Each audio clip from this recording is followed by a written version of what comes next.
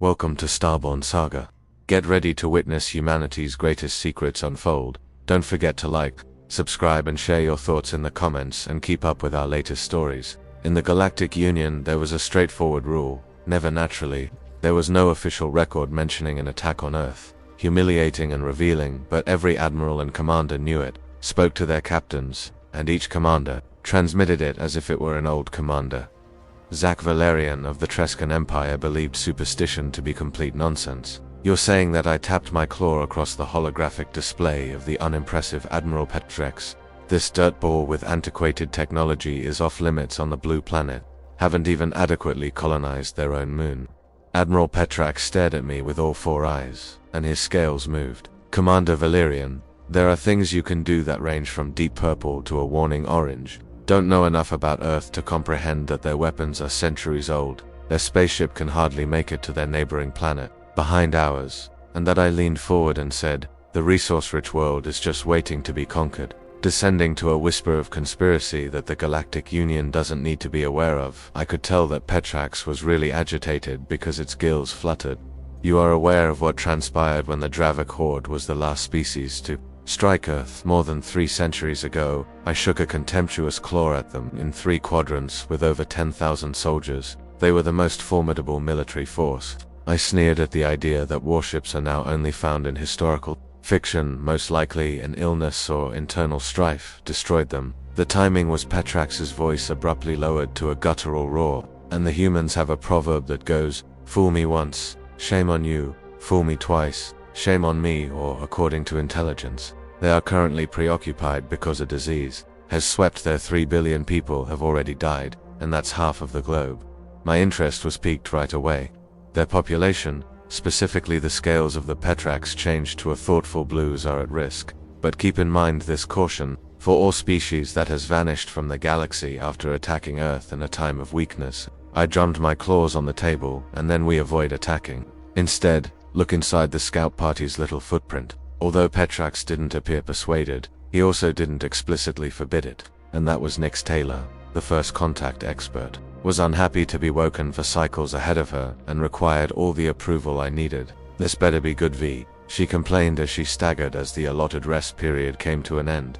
Her fur was still rumpled from sleep as she entered the observation deck.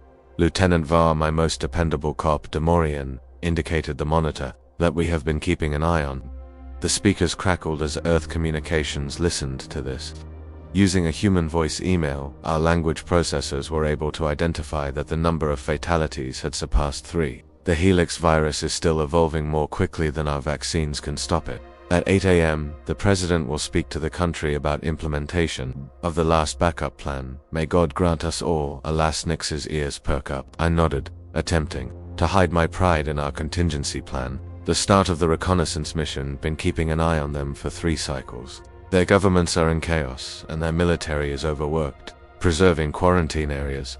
And it's ideal for what precisely, Nyx? I responded to the question of her tail swishing in agitation. Reconnaissance. Possibly a sample collection, but their planet is abundant in resources that we could utilize. Nyx, the commander of rare metals and uncommon biological species, stated that slowly. I argued that Earth's designation as do not approach in the Galactic Registry is a suggestion rather than a regulation, that only a small landing group is being suggested, not a full-scale invasion. LTVRA cleared his throat, and the humans won't even know we were there. Hey sir, I've found the perfect landing spot, a distant location with few people. Since our detecting systems are more advanced than theirs, we can disguise. I clapped Vrak on the back as I got closer, maybe more forcefully than essential. First-rate team preparation for me as a specialist. Excuse me, Tar. I don't remember why. Nyx interrupted. As our initial point of contact, you must volunteer and be present in the event that we unintentionally touch Nyx and his fur becomes irritated.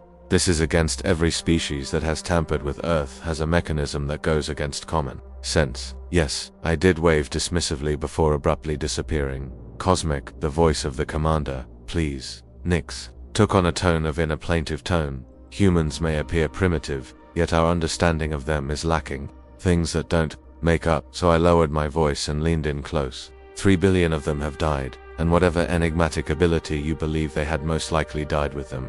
Are you joining us now, or should I draw attention to your lack of discipline? In my I'll have my kit soil ready. She said that her ears were squashed against her head. As we exited our cloaked shuttle, the atmosphere tasted bad to my tongue, too much nitrogen, not enough methane. My limbs were uncomfortably pushed by gravity, but my aldactyl was the one under attack. I was unable to recognize masks on due to sensors deterioration, chemicals, and thousands of scents. My 6-person team had already sealed its environmental suits when they were ordered unnecessary. Nyx used her tools to scan the There were no people within 2 kilometers, but there was something odd about these readings. When I asked, she scowled at her unreliable scanner. Movement patterns of heat signatures that don't correspond with recognized fauna and energy. Lieutenant VRA pointed to the horizon, where a human structure is visible, but I am unable to determine the fluctuation. Through the mist, it appears deserted. Why was Earth so consistently foggy? Out the sharp edges of a human structure, ideal for our initial exploratory move out. I placed an order for standard. We went through the strangely quiet area with our formation weapons ready, but not charged. Arriving on Earth affected by a pandemic, the green photosynthesizers found in the forest on Earth were both familiar and unfamiliar, like those found on many other worlds. However, the trees' odd configurations and forms made them stand like silent guardians, observing our advancement with Commander Nyx said, "Invisible eyes, but no one could hear us. Highly advised that we go back to the ship since something doesn't feel right. Aren't pertinent experts." I responded quickly, "Give me data." What worries me about the data are these energy values, which resemble quantum entanglement patterns. But more, we all froze the wildlife, almost like a branch breaking in the distance. Lieutenant VRA made a suggestion, but Nick whispered softly as his hand went to his firearm. "Whatever it is, it's large and approaching from this direction." So, I quickly decided to the building, and now that it was quiet, we hurried through the bushes. A human structure of some sort loomed ahead as the sound of something crashing through the forest behind us grew louder. The main door of the research center was sealed, but based on the satellite equipment that is still visible on its roof, we crept inside and Lieutenant VAR quickly took care of the rudimentary electronic lock, locking the door after us. Emergency lighting was dim inside, giving everything a spooky red hue. Overturned furniture, abandoned personal belongings, and partially consumed food were all evidence of the hurried flight. Now that the food was coated in hairy growth, I instructed the data storage weapon to search for anything helpful. Prototypes, biological samples, but first my crew scattered without touching anything or scanning through the building as I looked at what looked to be a central control center with screens covered in human writing, most unintelligible even with the voice of our interpreter, Commander Nyx over the crackling. "You must visit this east wing." When I got to the laboratory area, Nyx was standing in front of a big, reinforced window. Gazing into the glass in what looked to be a containment room was broken, yet it was still containing what am I observing? "This is what I demanded," she replied, indicating a plaque next to the window before rendering the text Project Lazarus Phase 3 Trials. Our translators briefly struggled. Lazarus, Nyx stated softly in human voice, "Authorized personnel only, extreme biohazard."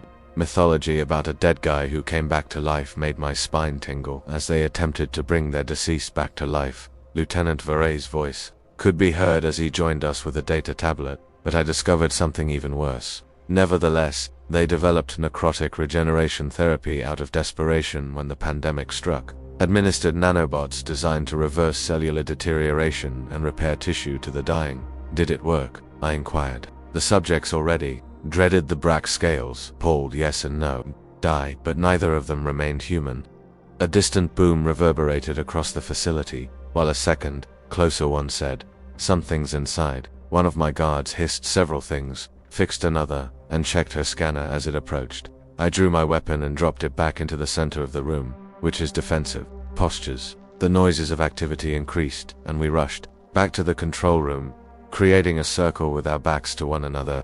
Commander Nyx said urgently as the scraping, banging, and sporadic moaning increased in volume. "We must go immediately, whatever is approaching," because the door to our left exploded, letting something in. Project Lazarus's discovery had been human at one point, but the overall shape made it obvious. Its eyes gleamed with an unusual blue light, and its skin hung in decaying sections, exposing metal and electronics underneath. Crucially, it moved with deliberate precision rather than the aimless shambling of mythical undead.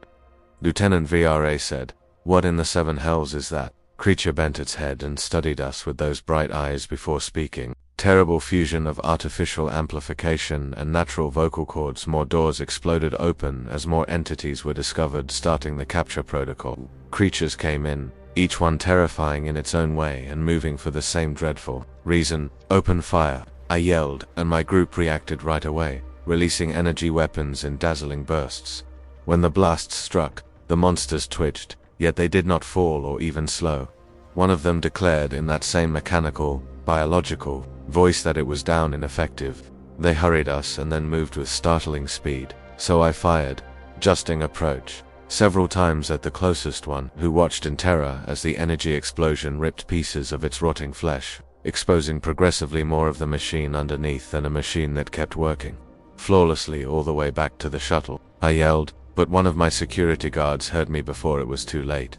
Fell. A creature landed on top of him, and another creature was trapped, firing frantically. Lieutenant VRA was able to blow the head off of one beast entirely as 3 of the items closed in, but only to gaze in horror as the headless body kept moving forward, led by whatever equipment had taken its place. Central nervous system, eye world. To find one after something grabbed my arm from behind. The luminous eyes of the monsters, which were only a few centimeters away from my face, were gripping me like steel. Physiology determined that its breath was a poisonous mixture of ozone and decay. Its strength was unearthly, but I fought desperately to make it compatible for conversion. I heard Nick scream behind me, both literally and figuratively, and then Lieutenant VAR yelling my name. The animal moved closer, something sticking out of its lips in fear that appeared terrifyingly similar to a nanobot-filled proboscis, and it said, "Welcome to Project Lazarus." As the proboscis punctured my scales, "We will add biological and technological uniqueness to our own." I had the thought that the Galactic Union had been correct all along and that we shouldn't have ever visited Earth. However, there was another terrible insight that was discovered too late. Humanity hadn't released monsters to battle their adversaries, and now we would be the same. As darkness began to creep into my vision, I heard a fresh voice this time, completely human, from across the room. Dr. Maya Jones, the surviving command at Outpost 7, has 6 documented alien contacts. Project Lazarus Phase 4 can now start. Once subjects were captured during conversion. The last thing I saw before passing out was Nyx being pulled away as the counterattack was about to begin. Initial communication with the converted and the human physician, talking into a communication gadget after 3 billion people have died. We are when I was at last prepared to fight to the skies. May God pardon us for who we have become. Darkness seized me, and I felt as though I was dying and reincarnating as someone other, horrible, something that could not be stopped. And I realized with my final thought that the galaxy was destined for conversion, which turns out to be more than just death. Even worse, picture yourself as a passenger in your own body, seeing your limbs. Imagine experiencing alien technology seeping through your organs if someone moves without your consent. I knew all along that your brain cells were rebuilding, reusing, and reprogramming.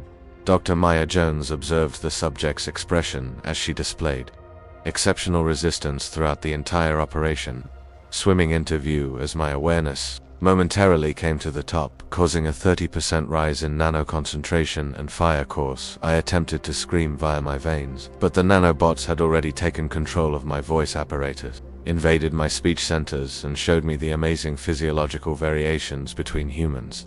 Noted that the Trescan nervous system contains redundant channels with a white covering. What about the furry one, Jones? They are perfect candidates for upgraded tactical units. Questioned, and as my consciousness waned, I understood that she meant Nyx that are ideal for penetration by the nanobots. She will be able to change her appearance at the molecular level by utilizing her innate camouflage skills, and however, the other conventional fighting groups, given their potential cognitive retention, lieutenants could be effective combat unit commanders in the field. Breaking through the rebuilding fog, the terrible reality emerged that people weren't merely, they were constructing an army to defend themselves, and we served as the models. System diagnostics, motor function tests, and consciousness returning in pieces, calibration of neural network integration. Weaponry was no longer only Unit ZV-1 Tactical Commander Zach, Valerian of the Trescan Empire, eye evaluation and strategic direction, and I wasn't the only one with a voice that appeared to come from both everywhere and nowhere simultaneously said, "Linkage established." Welcome to the My Vision Cleared collective commander, and I saw a huge subterranean facility. A body in different states of metamorphosis occupied each of the hundreds of conversion tables that extended into the distance. A lot of them weren't human, but you've been comatose for 29 days.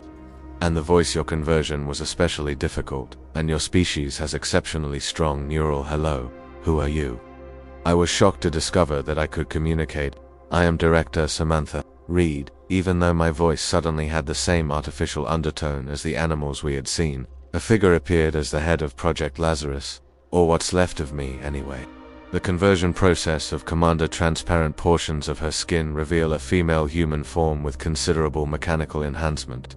She indicated that the Helix virus was destroying the animal's eyes, which radiated the same shade of blue. My body responded instinctively to follow her, moving with a fluid precision I had never had in our salvation as well as my original shape, and we passed rows of what I could only be described as incubation chambers, each of which had an extraterrestrial corpse that was partially disassembled and attached to an intricate system of cables and tubing. Reed continued after your scouting party arrived. But first we were prepared for the fact that 17 distinct alien species have dispatched reconnaissance missions to Earth throughout the last 3 centuries.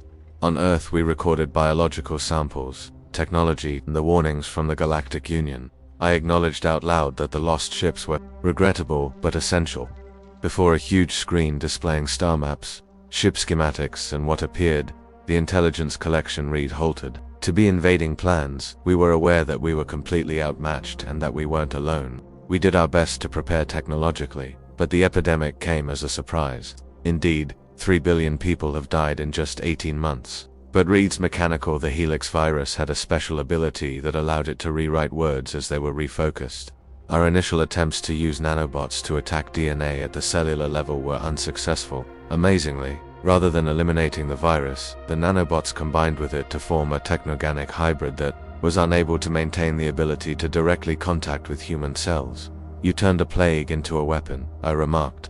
We turned extinction into evolution, she said harshly, correcting the first generations, horrified by my voice. Were forceful and thoughtless, but we improved the procedure and preserved awareness.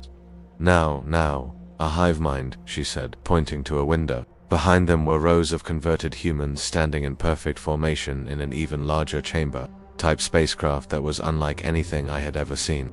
Obviously constructed from technology stolen from several alien sources, including we are now prepared to take action after realizing with a jolt Trescan engine configurations if you're going to assist us once Reed's place in the cosmos ended. Why would I, even though I could feel the nanobots tightening their hold on my neurological system? I insisted that they do that. Reed grinned dreadfully, her half-mechanical expression, because you have no other option, but also because the Galactic Union has been keeping an eye on Earth for centuries, and you will see the wisdom in our strategy. They watch us struggle and wait for us to either ruin ourselves or earn their valuable respect. Community of worlds, while species like yours conspire, she spat the final words with unexpected fury, to conquer us, take our riches, and maybe enslave the remaining members of our society. The invasion fleet of Earth is unveiled, I couldn't lie. Commander, tell me what the Trescan Empire would have done if they had known the truth about our situation. To her, not to me. Orbital sterilization at worst. Quarantine at best. Although the Union's stance on new species is noted, it never helps any civilization on its own. Humanity has finally emerged, but it wasn't how anyone had anticipated. A door suddenly swung open, and Lieutenant Var came in, or what appeared to be Var after his conversion. Fleet preparations are more comprehensive than mine, with weaponry systems visible and integrated into his arms and chest cavity. 97%. The director stated that his voice was now entirely artificial, allowing the first wave to begin. Excellent. Reed returned to me within 12 hours, and your ship has been repurposed, as had your expertise and command. Protocols and Trescan defense systems is crucial, and you will spearhead the first. No. I attempted to resist and win control of your previous homeworld, of my body, but the nanobots reacted right away, causing excruciating pain to shoot through every nerve ending. Futile. Reed stated that people aren't inherently cruel or short-sighted. We want stability, recognition, and a seat because we are interested in conquering. By transforming the galactic species into this eye, we have been disallowed at the table. Indicated only those who would deny us our due place by gesturing at my own transformed body. Reed put a hand on my shoulder, its fingers cool and strangely powerful. When everyone works together to improve rather than harm, every conversion yields new knowledge and skills that those who are eager to join us will find the experience enlightening. And those who are not, I wish I could say that I persisted in resisting, but mechanical eyes blazed and would join nevertheless. However, I would be lying if I said that I fought the nanobots' control to the very end and stayed true to my species and empire. Not only was my augmented body's raw power alluring, but the group as a whole rapid access to a wealth of information. It was the link, the sense of belonging, and the reason for 6 cycles after I was captured. I ended up on the bridge of the HFY Prometheus, a technologically advanced hybrid ship. Surrounding me, from at least 8 distinct species, including my own. My form of the crew worked incredibly efficiently, coordinating their actions and brains via the hive network that has currently involved me as well. Nyx, who is now known as NT7, didn't appear like the person she used to be. An adaptive camouflage skin that could imitate any surface or texture had taken the place of fur. And once her eyes warmed up, Amber now radiated the same blue light as the dimensional fold drive, energizing she and the other members of the collective. Reported that the transmission target's Trescan defense grid access codes were ready. When the acquisition was finished and the person who had been Lieutenant Var's first wave deployment pods were prepared, I felt the Trescan Empire was attacked. Elation that wasn't just mine. Everyone who was observing through my eyes was happy to start I gave the order, and I felt the enormous spacecraft shudder as it ripped through space-time, opening a passage straight into what transpired in the center of Trescan space. Wasn't a conflict, but rather a destroy the Trescan High Command by identifying my codes of authentication. Didn't raise shields until it was too late, and Gershon pods descended on the population centers of military bases, government buildings. Thousands of Trescans were forcibly converted in a matter of hours, their new forms turning against their old allies. Right away from where I was on board the Prometheus, I observed the methodical destruction of the society I had vowed to defend, and throughout it all, the voice of the group's hushed explanations helped to ease my residual shame and strengthened my newfound mission. Your species has it by happenstance. Director Reed informed me via our neural link that they decided on aggression. This is the result of viewing Earth as a target instead of a possible ally. Despite my lack of conviction, I stated that the Galactic Union will respond, have procedures for this type of danger. Reed's robotic chuckle replayed in my head. The Union is already in chaos. 6 distinct member worlds were attacked simultaneously by us. Their renowned fleet is dispersed, reacting to internal dangers as much as possible without the elegance of our strategy. Commander, is that every setback makes us stronger. Every technology becomes a part of us. We come across as integrated into the tactical display that I observed as repurposed Trescan vessels joined our expanding fleet. In less than a day, we had acquired almost 200 more ships. The second wave of collective technology is already being quickly adapted into each, and Nyx Galactic Union headquarters on the Proxima Station is the reported objective. I gave the order, and the fall of Proxima Station gave me another rush of that extraterrestrial gratification. Signified the Galactic Union's demise as a cohesive organization without a clear leadership structure. Member nations went into defensive positions in a last-ditch effort to bolster themselves against the collectively unrelenting boost some nations' diplomatic efforts by providing technological resources, even volunteers for non-violent conversion in return for avoiding a full-scale invasion that others fiercely opposed, using dimensional disruptors, antimatter bombs, and other increasingly desperate weaponry. The collective's hybrid technoganic diseases proved ineffective against even banned murderous ones.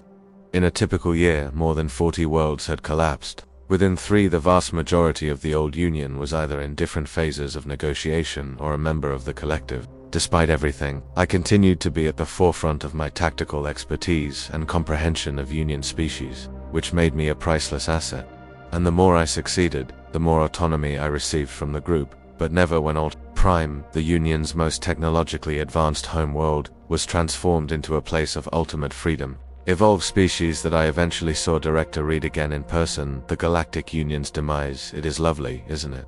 As we saw conversion pods come through, she questioned me while standing next to me on the viewing deck. The golden atmosphere of Alteris, a new order, and a single Earth-ruled galaxy observed that she fixed Earth is just where it started under the collective's direction. The collective no longer has a center. There isn't just one weak spot. There are thousands of worlds, It has transcended its millions of converted beings and numerous labored systems.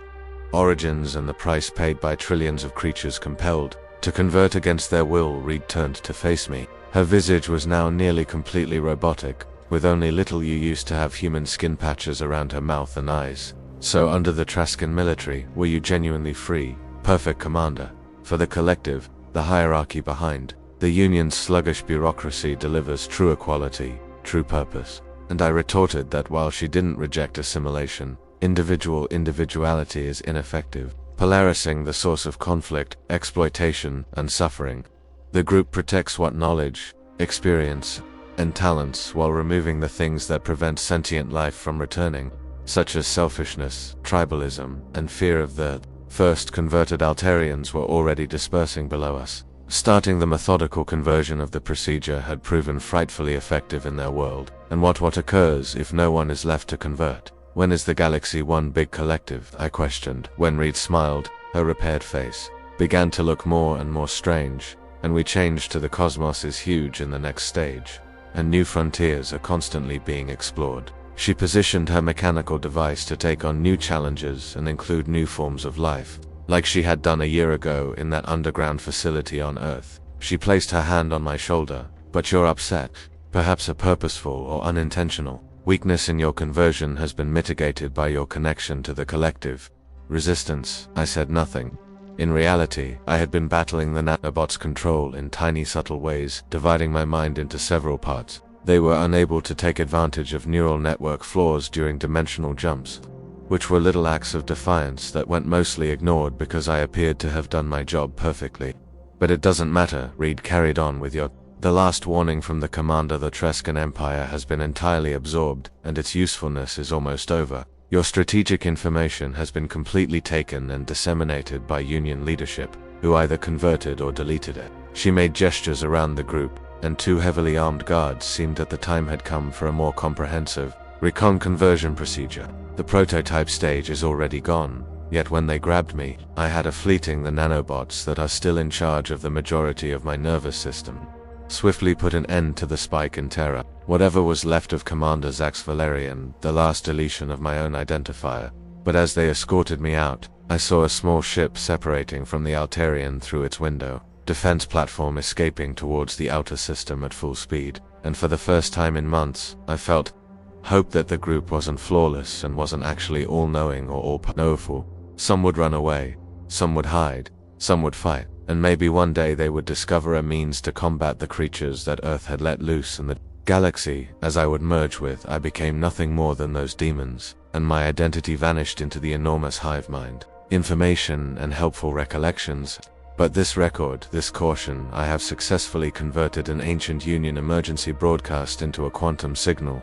If you are receiving these frequencies, it indicates that there is yet hope in some area of the free cosmos. Keep in mind that people didn't make monsters to protect themselves. Rather, they turned into monsters because they didn't have an option, and nobody does now.